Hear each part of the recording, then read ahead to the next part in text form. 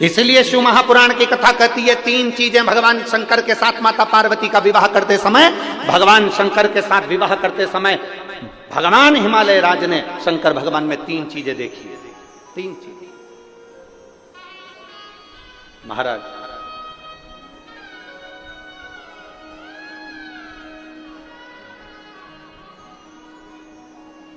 पार्वती जी के पिता हिमालय राज ने शंकर जी के साथ विवाह करते समय तीन चीजें देखी।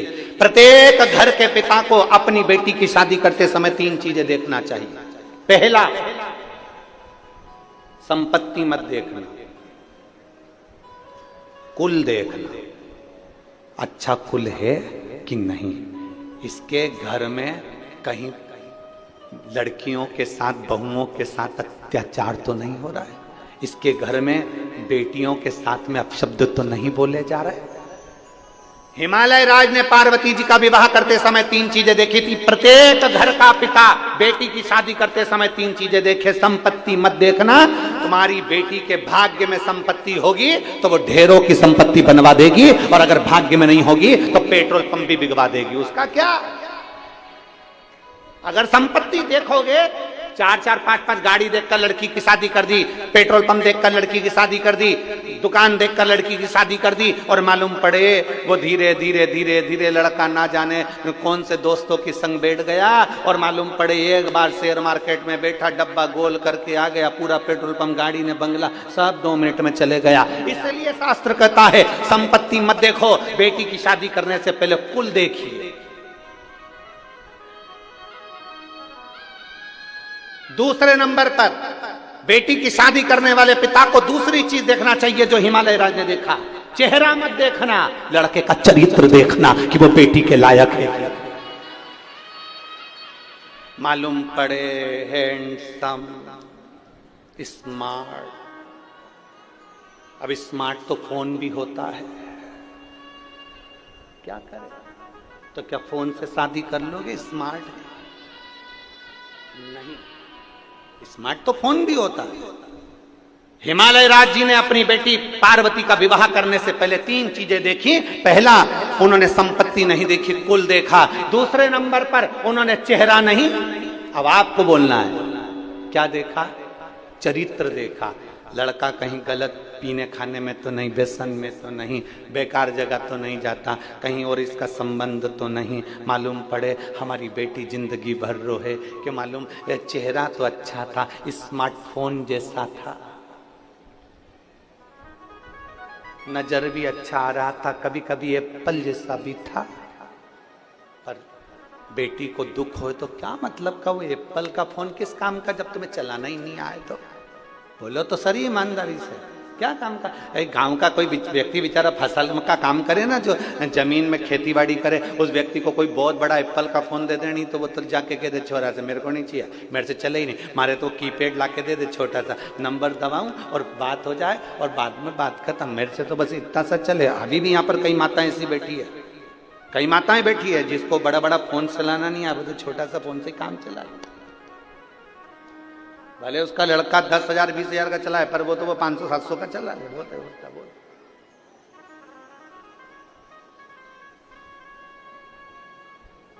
उसको जरूरत ही नहीं। चेहरा मत देखना, क्या देखना? चरित्र देखना। शिव महापुराण की कथा कहती है उसका धन नहीं, उसकी कमाई नहीं।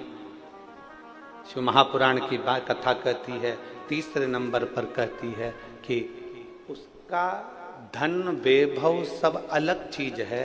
तीसरे नंबर पर शिव महापुराण हिमालय राज की कथा कहती है पार्वती जी के विवाह के लिए कि लड़के की संगति देखो,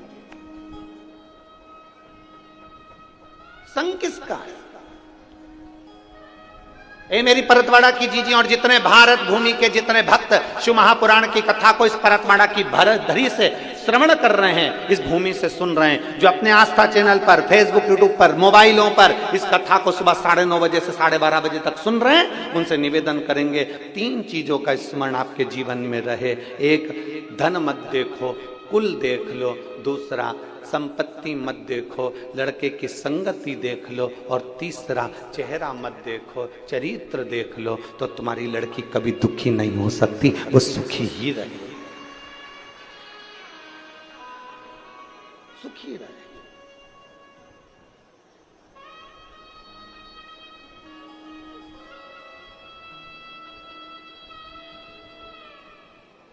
इसलिए शिव के सिवा कहीं दिल ना लगा, शिव के सिवा कहीं दिल ना लगा, वरना पड़ेगा तुझे आंसू बहाना, वरना पड़ेगा तुझे आंसू बहाना, शिव के सिवा कहीं दिल ना लगा। अपने चित्त को, अपनी वृत्ति को, अपने मन को कहीं दूसरी जगह लेकर नहीं, अपने मन को भटकाना नहीं है, अपने मन को भ्रांतियों में नहीं लेके जाना, अपने मन को भ्रम में लेकर नहीं जाना। कोई गलत बोल रहा है, उसके अंदर गलत भरा होगा, इसलिए गलत बोला उसने। कोई आपको अपशब्द कह रहा है, उसके अंदर ईर्ष्या भरी होगी, इसलिए कोई अपशब्द कह रहा है आपसे। एक उंगली किसी पर उठाई है, कितनी उंगली? ये ऐसा है, जब एक उंगली हम किसी पर उठाते हैं तो ये 3 उंगलियां हमारी ओर जाती है कि तू अपने अंदर झांक कर देख कि तू क्या है। एक उंगली किसी पर उठाई है तो ये 3 उंगलियां बता रही है कि अपने खुद के अंदर झांको कि तुम क्या हो।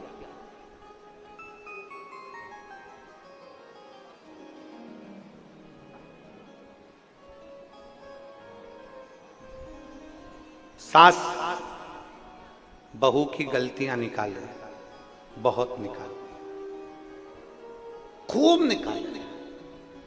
ईमानदारी से बोलना, सास अगर बहू की गलती निकालती रहे, निकालती रहे, निकालती रहे, और अपनी पड़ोसन उनको, अड़ोसन उनको, रिश्तेदारों को, ननन को, जेठानी को, जेठानी को, सबको गलतियां बताती रहे, एक दिन ऐसा आएगा कि पूरे मोहल्ले के लोग कहेंगे बहू ऐसी नहीं है, सास गलतियां निकालती है तो सास ही गलत। बहू दिन भर सास की गलतियां निकालती रहे, जब मायके जाए तब गलती, जब जाए तब गलती, बहन आए तो गलती बताए, कोई आए तो गलती, पति को गलती बताए, तो एक दिन ऐसा आता है कि लोग भी समझ जाते हैं सास गलत नहीं, गलत ये है। आप एक उंगली किसी पर उठाइए, उसमें से गलतियां छांटना प्रारंभ करिए। एक उंगली किसी पर उठाइए, ये 3 उंगलियां आपकी ओर जाकर बताती है कि तुम अंदर से क्या हो, तुम्हारे भीतर भरा क्या है, तुम कैसे हो। ये 3 उंगलियां बताती है कि तुम्हारे अंदर कितना क्या भरा पड़ा है। शिव पुराण कहती है ना सास बुरी होती है ना बहू बुरी होती है, कुछ समय का चक्र होता है जो बुरा होता है, उसको टल जाने दो, दोनों में एक दिन प्रेम जरूर पड़ेगा। एक लड़की की शादी हुई, लड़के से उसका विवाद हो गया, मायके चली गई, मायके वालों ने कह दिया मत जाना, तू हमारे पास है। शिव महापुराण की कथा कहती है थोड़ा टल जाने दो, इस संवाद को थोड़ा टल जाने दो। लड़का लड़की में विवाद हुआ है ना, थोड़ा समझाओ, कोई बात नहीं बेटा, चल हम बैठते हैं, बात करो, अच्छे से रहो, दोनों अच्छे से रहो, प्रेम से रहो। विवाद हुआ है, अभी नए नए जुड़े हुए, 1 साल हुआ शादी का, 2 साल हुआ, 3 साल हुआ, थोड़ा समय लगेगा, कम से कम 5-6 साल इंतजार करो, इसके बाद निर्णय पर पहुंचना। इतनी जल्दी निर्णय मत ले कि मुझे अब इसके साथ रहना ही नहीं। बहुत समय तुम मायके में रह रही है, जा ससुराल में ले। हो सकता है बेटी को समझाओ, तू एक बार विवाद कर कर आ गई, मान लो तेरे को ऐसा पति मिला और तूने तलाक भी ले लिया, तो हो सकता है तो दूसरी शादी करे और वो भी ऐसा ही निकल गया, तो क्या जवाब है? थोड़ा समझाओ, थोड़ा समझाने का प्रयास करिए, थोड़ा कहने का प्रयास करिए। हाँ, जब बेटी के लायक लड़का ना हो और तुम्हें लगे कि ये बेटी के लायक नहीं, सही में हाथ उठाता, मारता, ठोकता, गाली देता, अपशब्द कहता, इज्जत नहीं करता, सम्मान नहीं करता। कितनी बड़ी बात, एक बुजुर्ग व्यक्ति मरते मरते 4 बातें अपने लड़के को कहकर चले गए।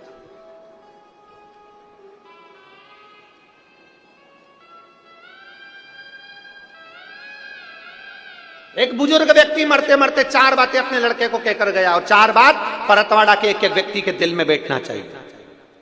एक बुजुर्ग व्यक्ति मरते मरते 4 बातें अपने लड़के को कह गया, बेटा छांव में जाना, छांव में आना। बेटा घर में चमड़े की एक दीवार रखना। पहली बात क्या बोली? बेटा जम के बोलो परतवाड़ा वाला, छांव में आना, छांव में जाना, घर में एक चमड़े की दीवार रखना। तीसरी बात कही, मीठा ही मीठा खाना, मीठा ही मीठा। और चौथी बात कही, अपनी पत्नी को डांटना है तो बांध के डांटना। अपनी पत्नी को डांटना है तो बांध कर डांटना। ये 4 बातें बुजुर्ग कहकर चले गया। लड़के ने अमल करना प्रारंभ कर दिया। छांव छांव जाओ, छांव छांव आओ। तो लड़के ने क्या करा, अपनी दुकान तक, अपने घर से लेकर दुकान तक टेंट लगवा दिया। छांव में जाता, छांव में आता। लड़के ने सुना पिताजी ने कहा कि चमड़े की दीवार घर में रखना, तो जब गांव में कोई भैंस मरी उसका चमड़ा लाकर उसने निकलवा के अपनी दीवार पे टांग दिया। चमड़े की दीवार, बदबू मारने लगा घर। तीसरी बात, मीठा ही मीठा खाना, इतना मीठा खाया कि शुगर हो गई। और चौथी बात, अपनी पत्नी को पहले बांधता फिर डांटता। एक दिन पत्नी छूटकर अपने मायके चली गई और अपने पिता से कहा, पिताजी से कहा, पापा मुझे नहीं जाना, बहुत गंदा माहौल है। पहले तो अच्छे थे, पर जब से पिताजी मरे 4 चीजें इनको बताकर चले गए, मीठा ही मीठा खाओ, चमड़े की दीवार रखो, और पत्नी को जब भी डांटना तो बांध कर डांटना, और छांव छांव जाना, छांव छांव आना। जमाई आया अपनी पत्नी को लेने के लिए। ससुर ने कहा, बेटा क्या बात है, तुम पहले तो ऐसे नहीं थे, तुम पहले ऐसे नहीं थे बेटा, क्या हुआ? तो कहा, मैंने अपने पिताजी का कहना माना है। मेरे पिताजी मरने से पहले ये सब चीजें बोल कर गए थे, बस बता ही रहे थे 4 चीजें, और पिताजी मर गए, उन्हें समझाया नहीं मुझको। मैंने जो सुना वैसा मैंने करा। पिताजी कह गए थे छांव में जाना, छांव में आना, तो मैंने अपनी दुकान तक, घर से लेकर दुकान तक टेंट लगवा दिया। लड़की के पिताजी ने कहा, तुमने अपने पिता के शब्दों को सही से धारण नहीं करा। तुम्हारे पिताजी ने कहा था छांव में जाना, छांव में आना, मतलब जब भी अपने व्यापार के लिए जाना, दुकान पर जाना, तो सुबह जाना और शाम को आना। छांव में जाना, छांव में आना, मतलब सुबह जल्दी जाओ, सूरज उगते से अपने व्यापार को चालू करो, और रात्रि को जब सब आनंद के साथ में छांव हो जाए, सारा व्यापार बंद कर फिर आओ। इसको कहते हैं छांव में जाना, छांव में आना। तूने टेंट लगवा दिया, इसको छांव में जाना, छांव में आना नहीं कहते। फिर कहा, मेरे पिताजी ने कहा था मीठा ही मीठा खाना, अर्थात तेरे पिताजी ने कहा था हमेशा ईमानदारी की खाना, कभी गलत मत खाना, नमक मत खाना, मीठा खाना, अपनी इज्जत से खाना। और जब ईमानदारी का कोई खाता है तो वो मीठा ही कहलाता है, भले लड्डू ना खाए पर वो ईमानदारी की मिठाई ही होती है। मेरे पिताजी ने कहा था चमड़े की दीवार घर में जरूर रखना। तेरे पिताजी ने कहा था कोई एक व्यक्ति घर में ऐसा रखना जो तुझे सतमार्ग बताता रहे, तेरी इज्जत कराता रहे और तुझे सम्मान के शब्द बोलता रहे। चमड़े की दीवार मतलब वो व्यक्ति जो तुमको उन्नति की सीढ़ी पर लेकर जाए। चमड़े की दीवार से मतलब है वो व्यक्ति जो चमड़े का शरीर है जिसका, और तुम्हें ज्ञान उपदेश दे, तुम्हें समझाए, तुम्हें अग्रण्य लेकर जाए, वो चमड़े की दीवार के बराबर होता है। घर में एक चमड़े की दीवार रखना मतलब एक मित्र, एक परिवार का सदस्य ऐसा रखना जो तुम्हें सतमार्ग बताए, वो चमड़े की दीवार है। और चौथे नंबर पर पत्नी को बांध कर डांटो, मतलब पत्नी को कभी 4 लोगों के सामने मत डांटना, अकेले कमरे में ले जाकर डांटना, इसको कहते हैं बांध कर डांटना।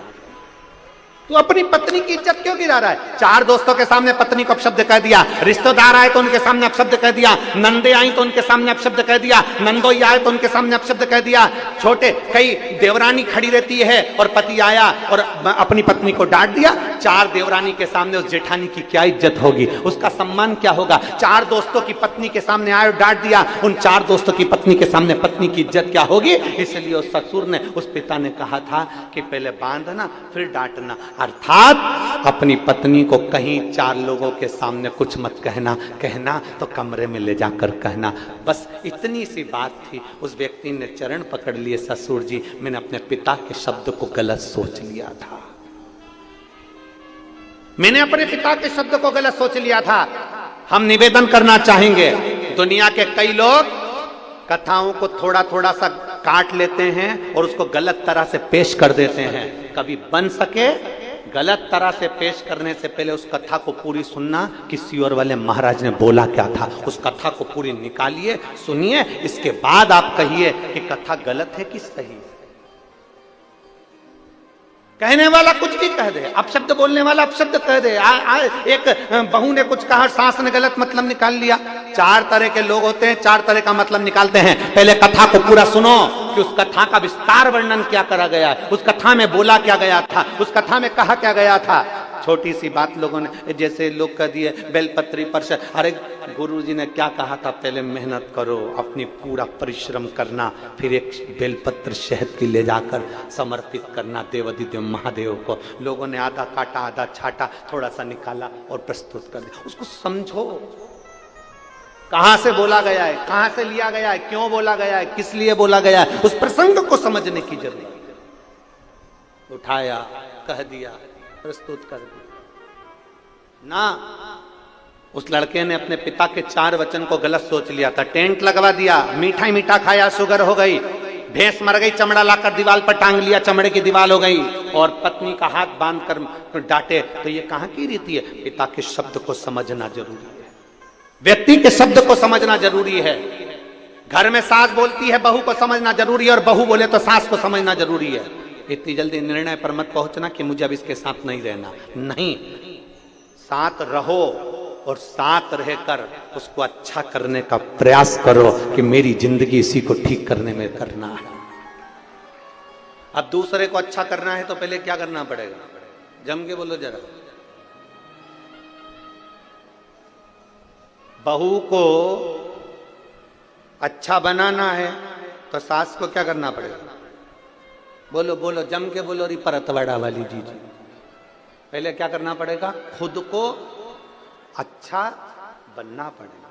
गायत्री परिवार वाले कहते हैं हम सुधरेंगे, बोलो बोलो जम के, हम सुधरेंगे युग सुधरेगा, हम बदलेंगे युग बदलेगा।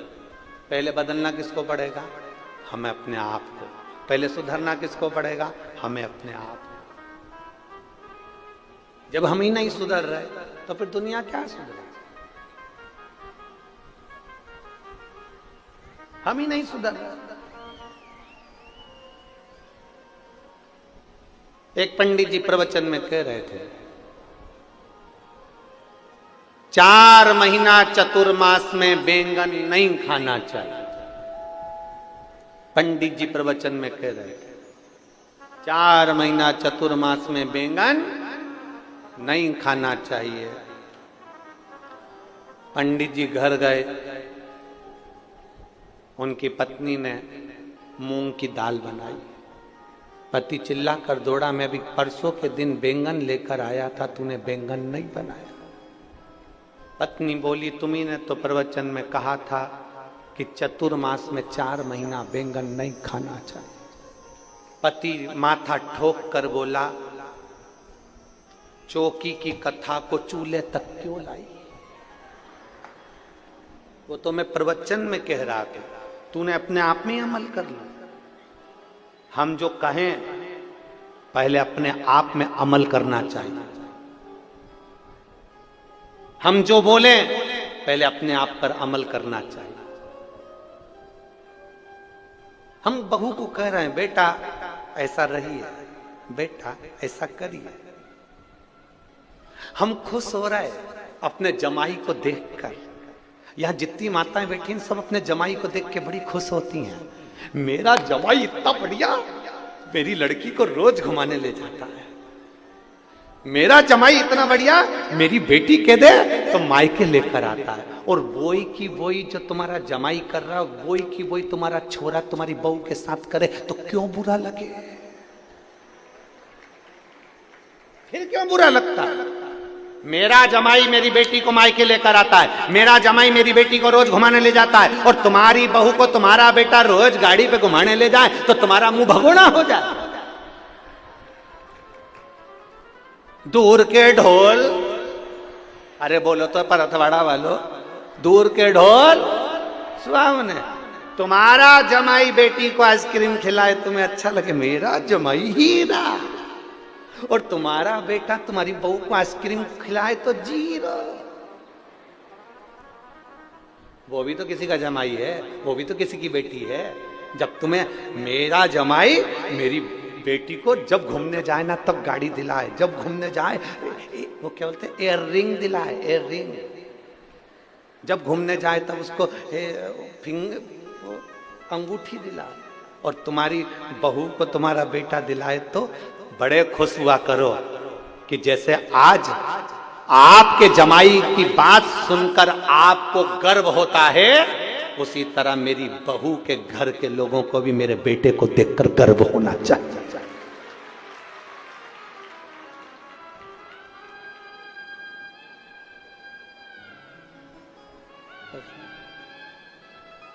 दूर के ढोल शिव के सिवा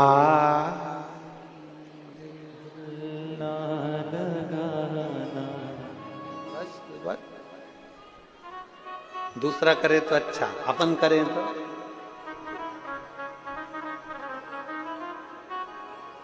अपन करें तो बेकार। स्वयं को सुधारी।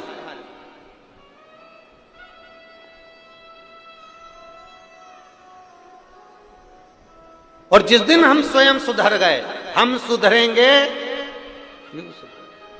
हम दूसरे से कहते हैं मंदिर जाओ, लोटा भर के जल चढ़ाओ, पहले अपने को जाना पड़ेगा।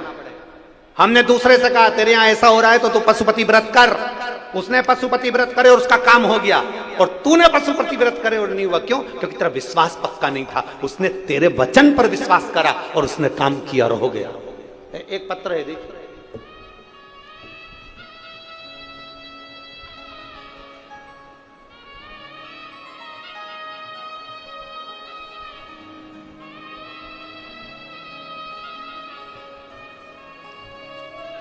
मेरा नाम प्रियंका नंद किशोर मुच्छेकर है।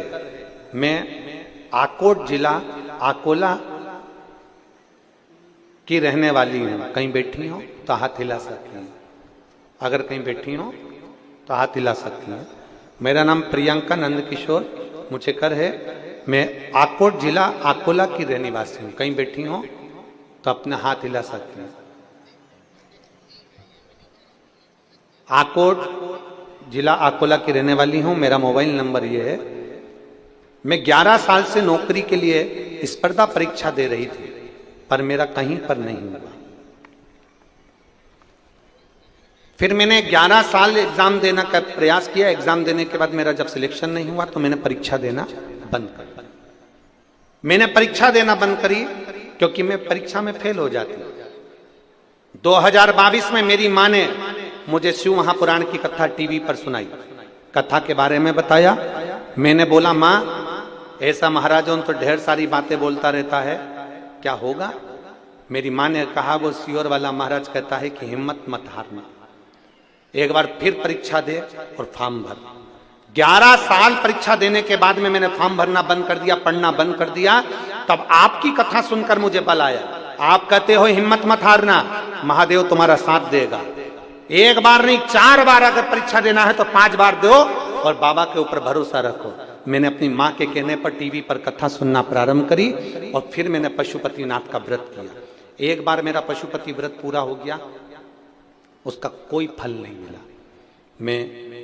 मेरी माँ कहती है कोई बात नहीं, दूसरी बार फिर कर। 2 महीने बाद मैंने पशुपतिनाथ का फिर व्रत करा, पर मेरा उस व्रत से भी कोई सिलेक्शन नहीं हुआ। तब मेरी साथ की सहेलियों ने कह दिया व्रत करने से अगर किसी को सिलेक्शन हो जाता तो ना जाने कितनों का हो जाता। तब मैंने व्रत नहीं करा, पर मेरी माँ ने कहा एक बार फिर व्रत कर। तब मैंने तीसरी बार व्रत करा और बाबा की कृपा का क्या गुणगान करूं। आज मैं सरकारी स्कूल में शिक्षक के पद पर मेरी एडमिशन हुआ। मैं बाबा को धन्यवाद देता हूं। कहीं बैठी हो मेरा नाम प्रियंका नंद किशोर मुझेकर है। मैं आकोट जिला अकोला के निवासी हूँ और मेरा मोबाइल नंबर ये है। आई हैं क्या पीछे हैं? एक बार हाथ हिलाओ, दिख जाएगी। कैमरे में खींच कर लो तो टीवी पर दिख जाएंगी, हमको तो नजर नहीं आ रही है ऐसे। हाँ ठीक है, दिख गए हो। एक बार वापिस हाथ हिला दो। हाँ ठीक है, दिख गए हो। श्री शिवाय नमस्तुभ्यम। बधाई आपको बहुत बहुत। प्रयास करो, थोड़ा थोड़ा संघर्ष करना पड़ सकता है, थोड़ी मेहनत करना पड़ सकती है, पर आगे बढ़ने का प्रयास करें। दुनिया के लोग कितनी भी टांग खींचे, दुनिया के लोग कितना भी अपशब्द कहे, दुनिया के लोग कितना भी ताना दें, आपकी जब गरीब परिस्थिति रहती है, आपके जब दुख का समय रहता है, दुनिया का कोई व्यक्ति तुम्हारा साथ देने नहीं आता। तब तुम्हारे भीतर का विल पावर, तुम्हारे भीतर की हिम्मत तुम्हें अंदर से आकर बोलती है कि चिंता मत करना, तेरा काल अधिपति महाकाल तेरे साथ खड़ा है, बढ़ा। इसलिए शिव के सिवा कहीं दिल ना लगाना, शिव के सिवा कहीं दिल ना लगाना, वरना पड़ेगा तुझे आंसू बहाना, वरना पड़ेगा तुझे आंसू बहाना, शिव के सिवा कहीं दिल ना लगाना, शिव के सिवा कहीं दिल ना लगाना, शिव के सिवा कहीं दिल ना लगाना, शिव के सिवा कहीं दिल ना लगाना। बड़े भाव से दोनों हाथों से आनंद के साथ। वरना पड़ेगा तुझे आंसू बहाना, वरना पड़ेगा तुझे आंसू बहाना, शिव के सिवा कहीं दिल ना लगाना, शिव के सिवा कहीं दिल ना लगाना।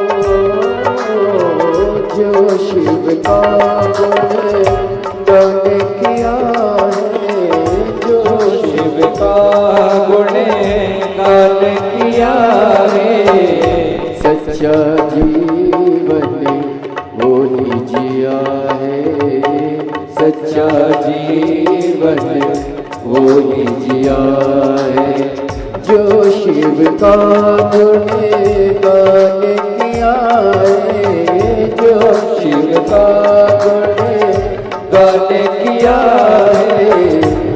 सच्चा जीवन वो ही जिया है, सच्चा जीवन वो ही जिया है।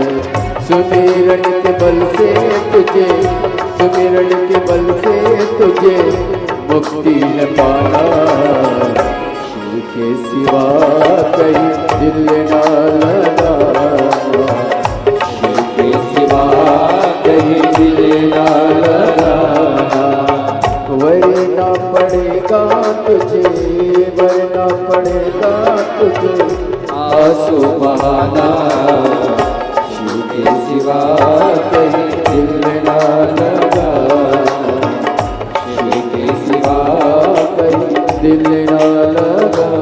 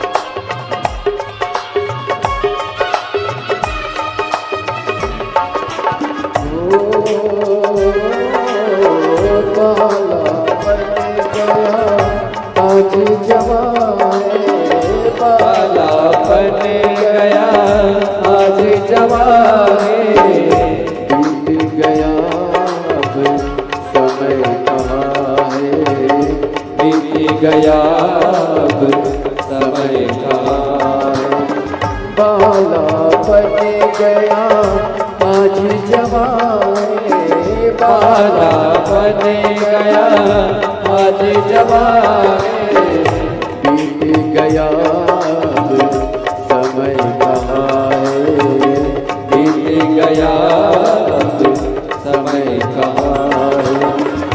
सोच समझ के, सोच समझ निकाला, शिव के सिवा कहीं दिल ना लगाना, शिव के सिवा कहीं दिल ना लगाना। वरना पड़ेगा तुझे, वरना पड़ेगा तुझे आंसू बहाना, शिव के सिवा कहीं दिल ना लगाना, शिव के सिवा कहीं दिल ना लगाना।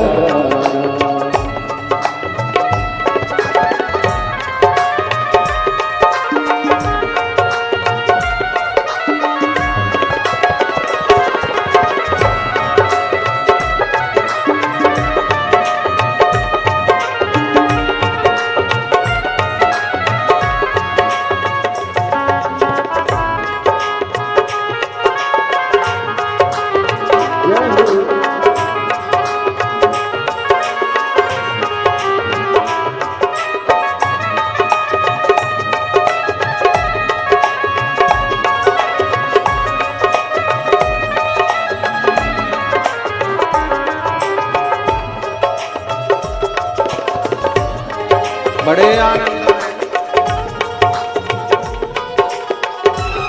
पीछे वाले भी दोनों हाथों से बड़े भाव के साथ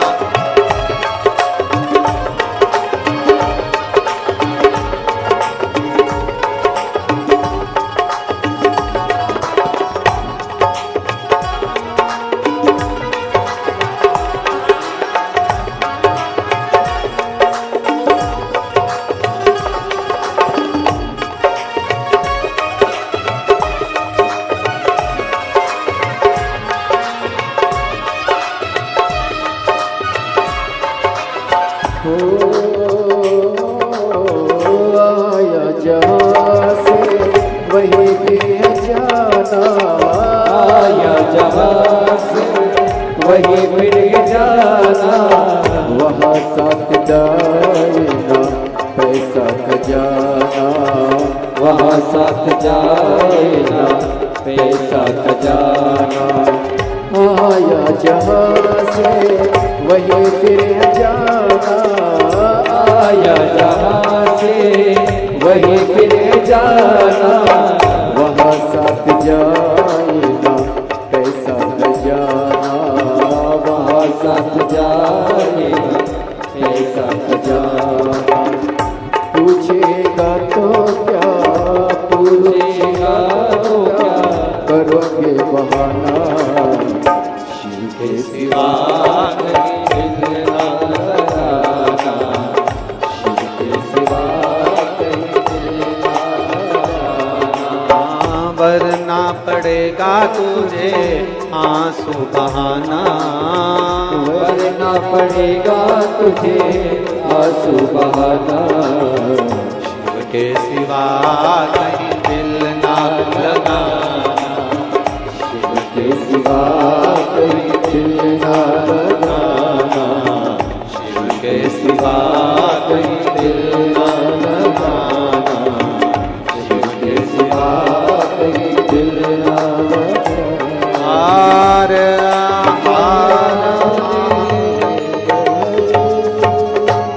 अपने स्थान पर बैठकर भगवान देवाधिदेव महादेव से अपने मन की बात बड़े भाव के साथ दिल से प्रार्थना,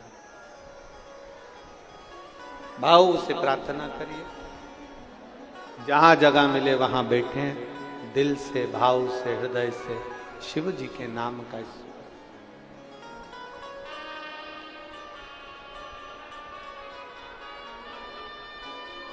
जितने लोग आस्था चैनल पर कथा सुन रहे हैं वो भी सोफे पर, पलंग पर, जमीन पर जहां बैठे हों वहां बैठकर इस व्यासपीठ के माध्यम से साथ में शिव महापुराण के इस मूल आनंदमय शब्द का उच्चारण करें और अपने दिल की बात बाबा से कहें।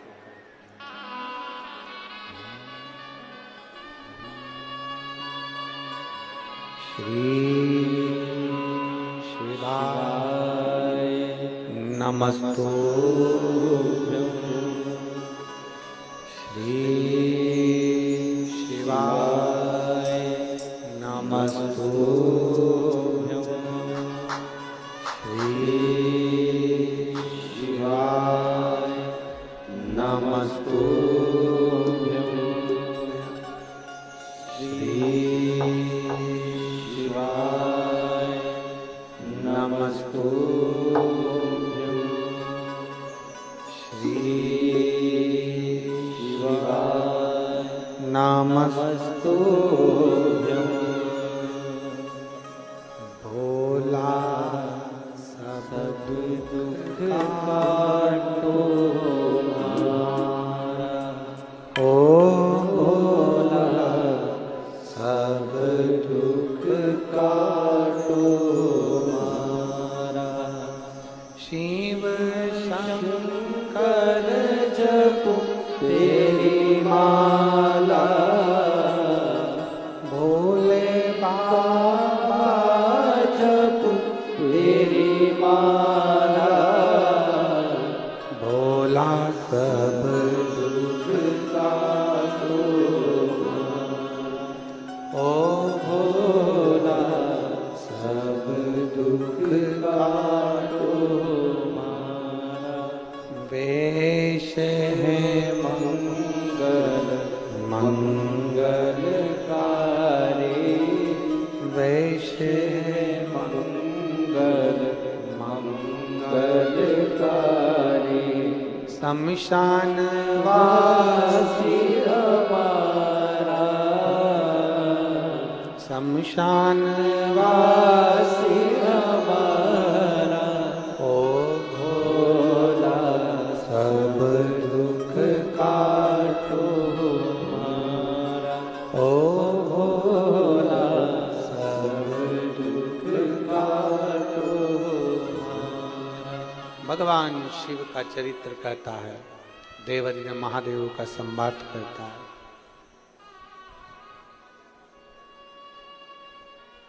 संसार में कोई बुरा नहीं। देवऋषि नारद के मन में संशय आ गया था, इसलिए उस संशय को मिटाने के लिए शिवजी ने अपने नेत्र खोले थे।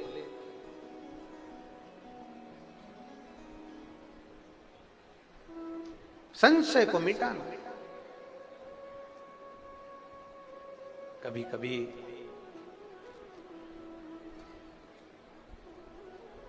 हमारे भीतर ऐसा भाव उत्पन्न हो जाता है कि हम दुनिया के दोष देखते हैं।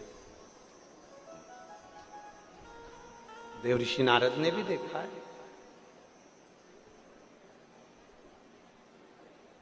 देवऋषि नारद के भीतर भी एक संशय उत्पन्न हो गया था कि भगवान शंकर सुनते नहीं, देखते नहीं, बोलते नहीं और शिव कुछ नहीं करते। ये देवऋषि नारद के भीतर एक छोटा सा भाव उत्पन्न हो। पर यहां जितने लोग बैठे हैं ऐसा नहीं है कि सब के भीतर यह भाव होगा कि क्या भगवान शंकर, कई लोगों के मन में आ जाता है क्या शिवजी सुनते हैं? जिसने समझ लिया कि शंकर सुनता भी है, शंकर बोलता भी है और शंकर छप्पर फाड़कर देता भी है, तो वो फिर शिव को छोड़कर कहीं दूसरी जगह जाता ही, फिर वो शिव को छोड़कर नहीं। बोल बम का नारा है, जम के जरा बोल बम का नारा है, फिर वो शंकर को छोड़कर नहीं जाता, वो फिर शिव की स्तुति में लगा रहता। अपने पूरे समय को जो भगवान ने ये 83,99,999 योनियां काटने के बाद ये 84 लाखवें नंबर की जो ये योनि दी है, इस मानव की देह को हल्का फुल्का मत लो, इसको समझो कि इस योनि में हमें भगवान की भक्ति कर कर फिर अगली योनियां प्राप्त नहीं करना। जगत गुरु शंकराचार्य जी महाराज जी कहते हैं पुनरपि जननम पुनरपि मरणम के प्रपंच से छूटना है तो शंकर को एक लोटा जल चढ़ा।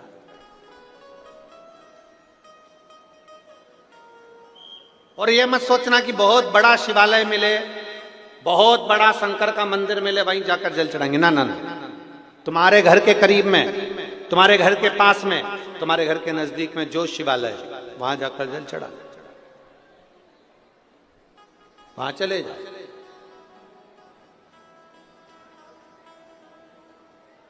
घर में शंकर जी हैं आपके? किस किस के घर में है? जरा हाथ उठाओ तो जरा। सबके यहाँ है? रखो रखो, बहुत। हमने एक बार पहले बात कही थी, कई लोग एक प्रश्न करते हैं कि गुरुजी क्या घर में केवल एक ही शंकर जी रखना चाहिए? क्या घर में एक शिवलिंग रखना चाहिए कि दो रखना चाहिए? कितने शिवलिंग हम घर में रख सकते?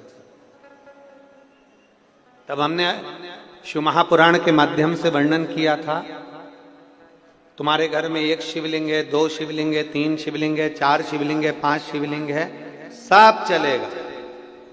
तुम्हारे घर में 10 शिवलिंग है, वो भी चलेगा।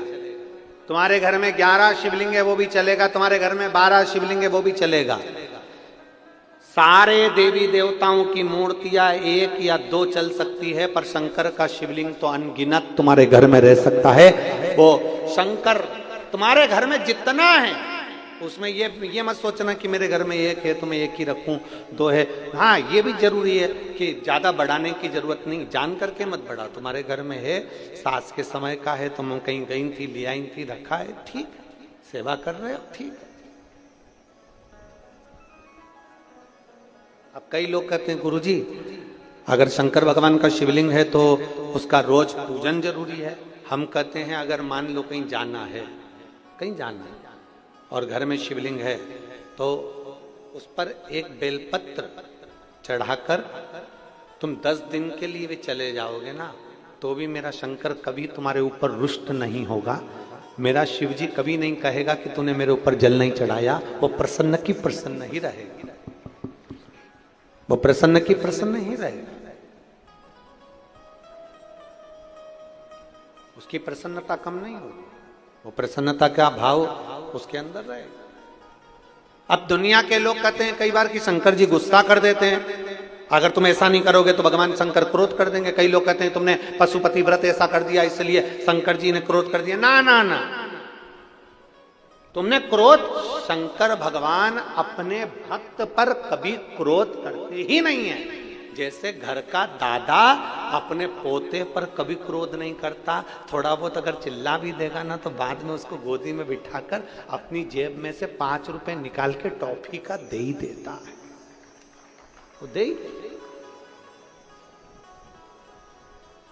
एक बार दोनों हाथ उठाकर हर हर महादेव, वो दादा है, वो पिता है, वो कभी अपशब्द कहता ही नहीं।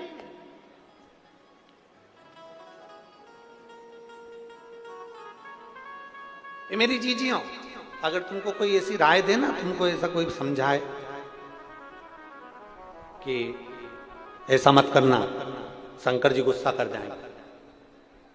मंदिर में तुम जल चढ़ाने जाओ और कई कई लोग ऐसे मिल जाते, अरे तूने ऐसा कर दिया, शिव जी रुष्ट हो जाएंगे, तो उसके हाथ जोड़ के कहना तू चुप रहे, शंकर मेरे और मैं शंकर के,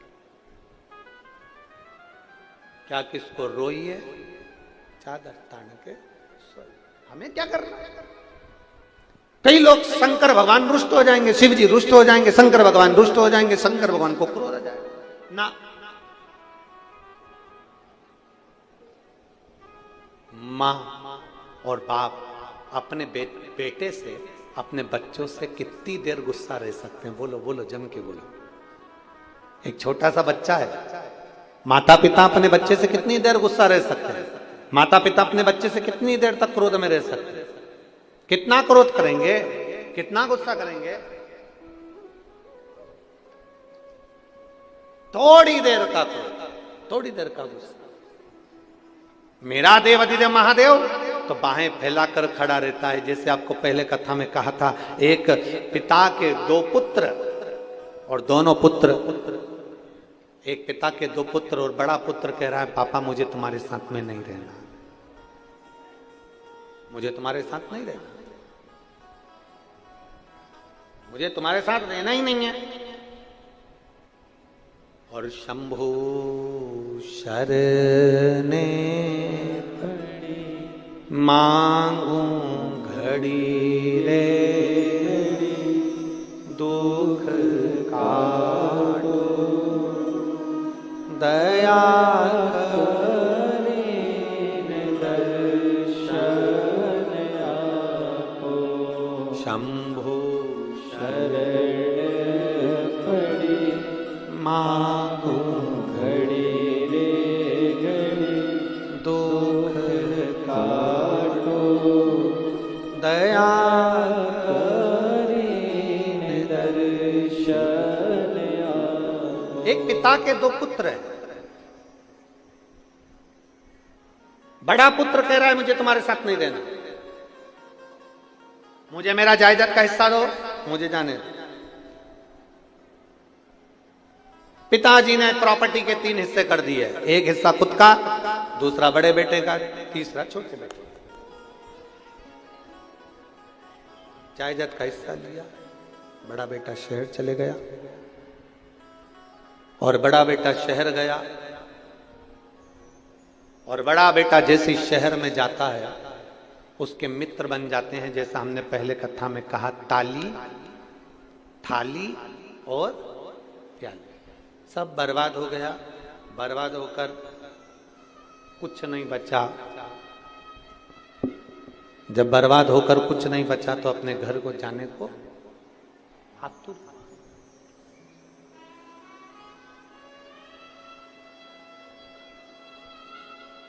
घर